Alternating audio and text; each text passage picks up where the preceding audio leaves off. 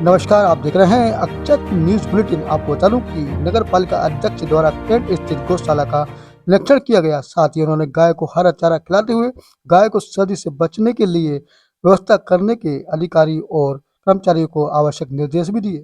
आज नगर पालिका अध्यक्ष सविता अरविंद गुप्ता, मुख्य नगर पालिका अधिकारी तेज सिंह यादव, पूर्व पार्षद एवं वरिष्ठ भाजपा नेता अरविंद गुप्ता, उपयंत्री बीवी गुप्ता द्वारा कैंट स्थित गौशाला का निरीक्षण किया गया। इस दौरान उन्होंने शीतकाल में गौशाला में गायों को ठंड से बचाने के लिए किए जा रहे इंतजामों का निरीक्षण किया तथा नवनिर्मित टीन सेट का भी निरीक्षण किया।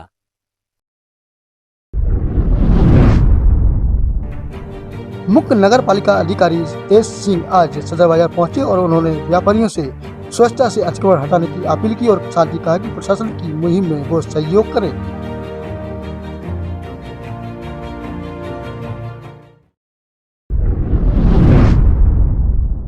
निवेदन कर रहे हैं दुकानदारों से कि जहां आपकी शटर है, जहां एक्चुअल आपकी रजिस्ट्री कहाँ तक की है वहाँ तक रखें, आप स्पेस खाली कर दें। मास्टर प्लान क्या है? मास्टर प्लान तो अभी ऐसा कुछ नहीं, केवल हम तो ये चाह रहे हैं कि जहाँ तक उनकी जगह है नाली से नाली तक क्लियर होना चाहिए। तो पूर्व में कार्रवाई की चलेगी या फिर जो मूर्ति रखी है उन पर भी कार्रवाई होगी? अभी तो केवल हम गुना नगर पालिका की बात कर रहे हैं। और भाई साहब लगातार देखा गया कि गुना में कितनी दुकानें और जो लक्ष्मीगंज में देख रहे हैं कि जो कुछ शटरें लगाई गई हैं वो कितनी गिनती में है? नहीं, अभी गिनती नहीं है, अभी तो केवल हमने पूर्व में उसके लिए हम व्यवस्था करवाएंगे, नगर पालिका व्यवस्था करवाएंगे। पूर्व में नगर पालिका पति ने ये बोला था अतिक्रमण हटाने को लेकर, तो उन्होंने बोला 4-4 फीट आगे निकाल लेना। फिर कैसे अतिक्रमण का कंट्रोल होगा सर? इस बारे में तो मैं कुछ नहीं कह पाऊंगा। जी भाई साहब, 4-4 फीट उन्होंने बोला था कि आप निकाल सकती हैं छज्जे। अरे भाई साहब, नगर पालिका अध्यक्ष पति ने बोला था दुकानदारों से कि आप 4-4 फीट छज्जे निकाल सकते हैं। अब कैसे अतिक्रमण कंट्रोल होगा सर? नहीं, छज्जे की तो मेरी भी जानकारी नहीं है, मैं बताऊंगा, लेकिन हमें अतिक्रमण तो हटाना है। शहर के बीचों बीच अतिक्रमण हो रहा है, लगातार दुकानदार अतिक्रमण कर रहा है और आप भी देख रहे हैं, फिर भी कार्रवाई नहीं होती, क्यों? कार्रवाई हो रही है निश्चित। अतिक्रमण हमले को वापस भागना पड़ा था साहब। कार्रवाई तो सबसे पहले लक्ष्मीगंज की कार्रवाई होगी।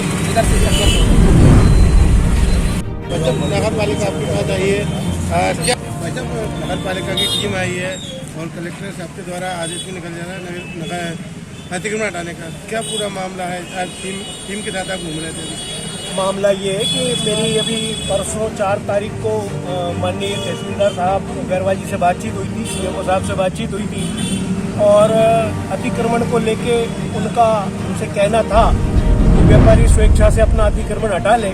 तो हमारा भी कहना है कि शहर सुधार में हम प्रशासन के साथ हैं। हम भी चाहते हैं कि शहर में अतिक्रमण ना हो, लेकिन अनावश्यक हमारे किसी व्यापारी की आर्थिक हानि ना हो, किसी को समस्या का सामना ना करना पड़े। हम अगर अतिक्रमण हटाते हैं तो अतिक्रमण में हमें कोई परहेज नहीं है, लेकिन अतिक्रमण सबका हटे, एक साथ कार्यवाही सब पर हो। हमारे बाजार में जो हाट ठेलों से बाजार भरा हुआ है, ये हाट ठेलों से मुक्त हो। दिन भर बाजार में दुकानों के आगे ठेले लगे हैं, ये सब ठेले भी हटाए प्रशासन। सब्जी फल वाले अपना व्यापार कर रहे हैं, इन्हें 11 बजे तक की अनुमति दी जाए। 11 बजे के बाद ये अपना व्यापार सब्जी मंडी में जाकर करें। जैसे देखा जाता है दुकानदार ठेले वाले पैसे लेके आगे लगवाते हैं। नहीं, बिल्कुल हमें नहीं पता है ये कि दुकानदार पैसे ले रहे हैं, लेकिन जब ठेले हटाएगी नगर पालिका तो पैसे क्यों देगा कोई? हम यही कह रहे हैं कि हमारी सहमति से हो या असहमति से हो, आप सबको हटाइए। चूंकि आप व्यापारी बड़े बड़े नेता है, क्या नगर पालिका कार्रवाई करने में सक्षम होगा?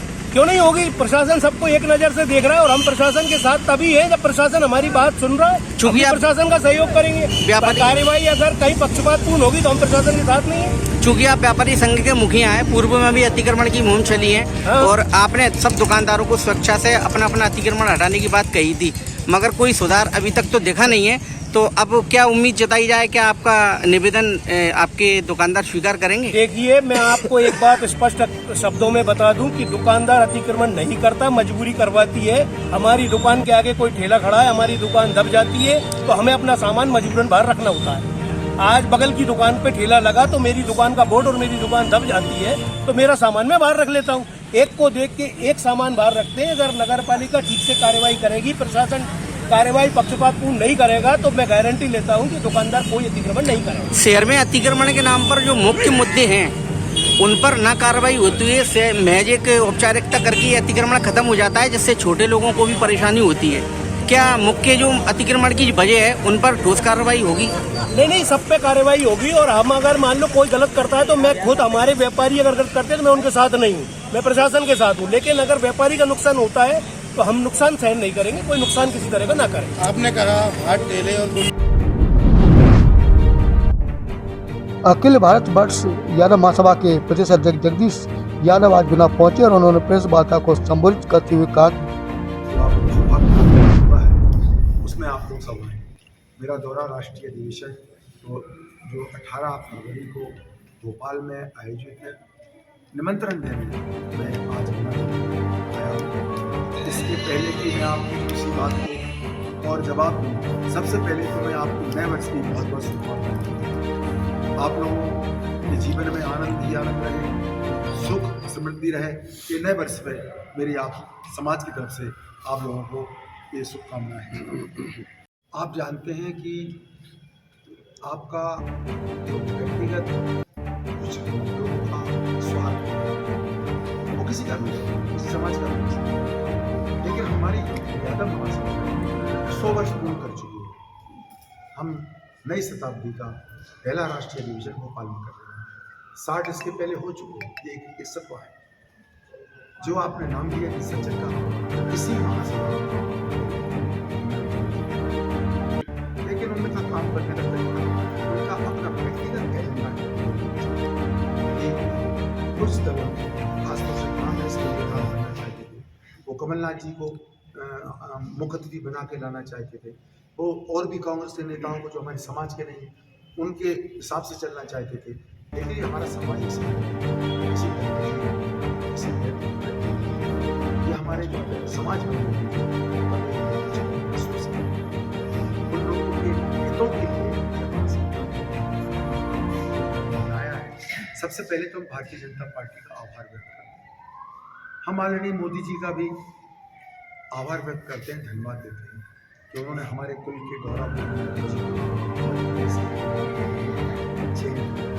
और हम इस बात का भी आपके माध्यम से वादा करते हैं कि जो सम्मान किया है 2024 के लोकसभा चुनाव में वोट के द्वारा आभार व्यक्त करेंगे।